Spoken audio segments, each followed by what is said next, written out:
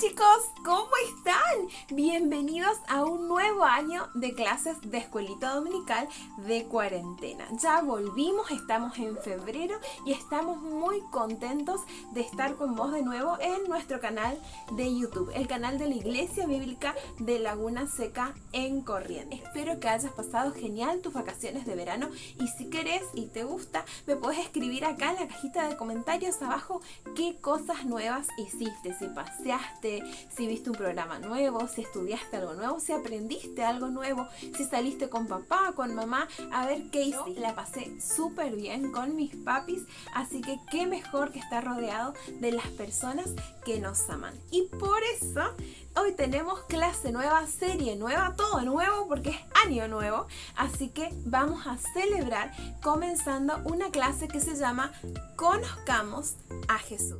Y esta primera clase se llama El Niño Jesús en el Templo. Y está en Lucas 2 del versículo 41 al 52. Te animo que puedas buscarlo en tu Biblia para repasar la historia y para aprender mucho más de la palabra de Dios.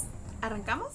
Muchas cosas pasaron desde aquella última clase de 2020 cuando hablamos de los Reyes Magos. La Biblia nos cuenta que los Reyes Magos fueron avisados por revelación en sueños que no tenían que decirle al rey Herodes dónde estaba el niño. Así que se fueron por otro camino y no le dijeron nada a ese rey malvado que lo único que quería hacer era acabar con Jesús. Así que José fue alertado en sueños también por un ángel que tenían que salir de ahí para salvar la vida del niño. El rey Herodes, muy enojado, mandó a matar a todos los niños que se cruzaron por su camino menores de 2 años. Y el niño Jesús estuvo a salvo con su papá y su mamá, María y José, en Egipto, porque hacia allí huyeron. Después de un tiempo, el niño Jesús pudo volver junto con su papá y su mamá a su casita en Nazaret.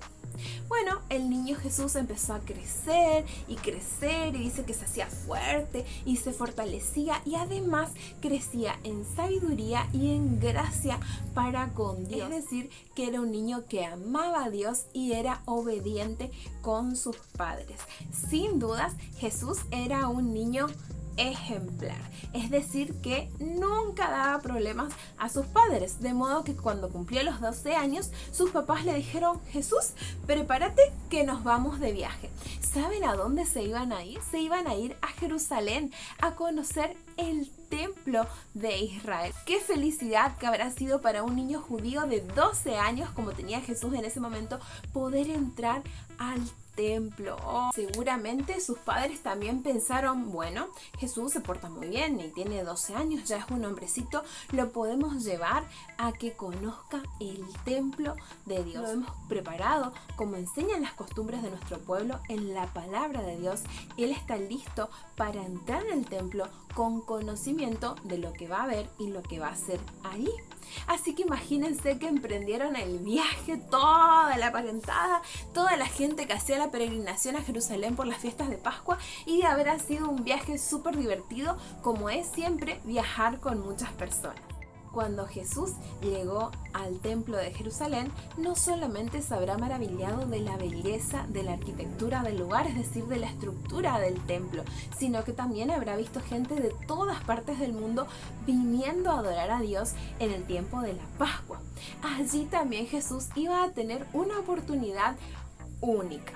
Iba a conocer a los maestros, a los doctores de la ley, las personas que estaban más capacitadas para hablar de las escrituras en esa época.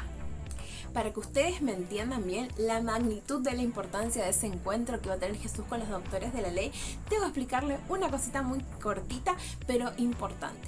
Desde los 3-4 años, los niños judíos recibían lecciones de parte de papá y mamá.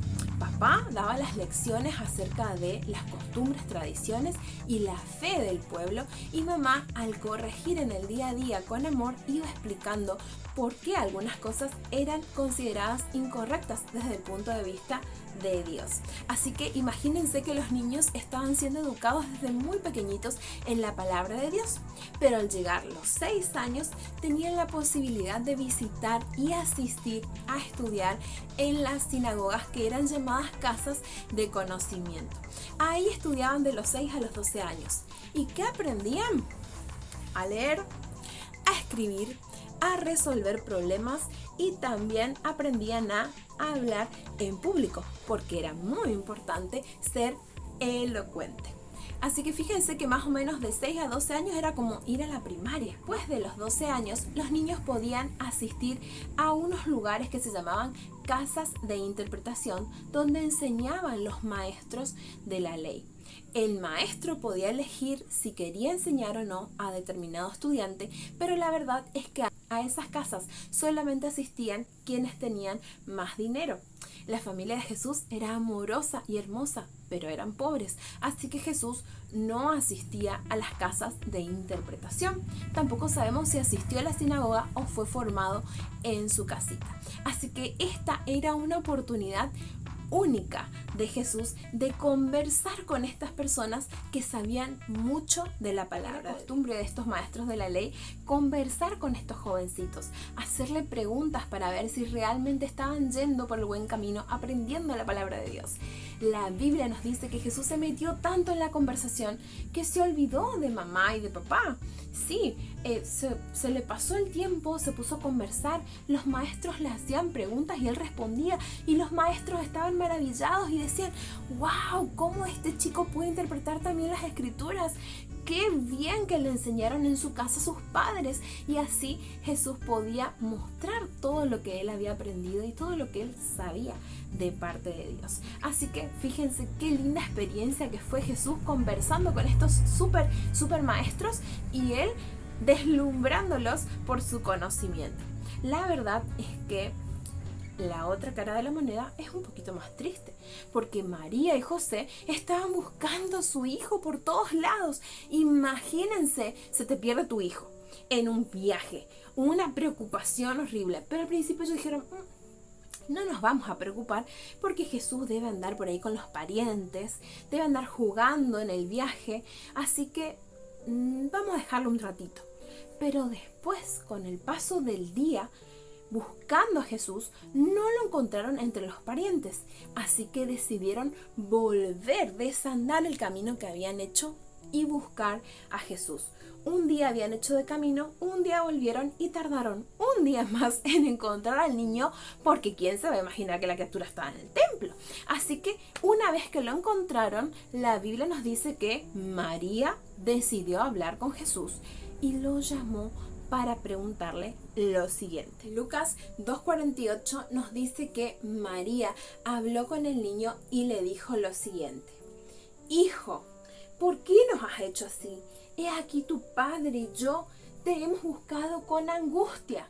Cuando Jesús escuchó a su mamá, le respondió lo siguiente. Entonces él le dijo: ¿por qué me buscabais? ¿No sabías que en los negocios de mi padre me es necesario andar? Es que el niño fue rebelde, le dijo: ay mamá, yo tengo 12 años, ¿por qué me estás molestando? Sino que le dijo: ¿por qué me buscabas? La cosa es que el niño daba por sentado que más importante era hablar de Dios, conversar acerca de Dios, enseñar acerca de Dios. Esos eran los asuntos de su padre y era lo más importante que él podía hacer. Y se le fue el tiempo. Se nos fue el tiempo como muchas veces se nos va a nosotros hablando de la palabra de Dios.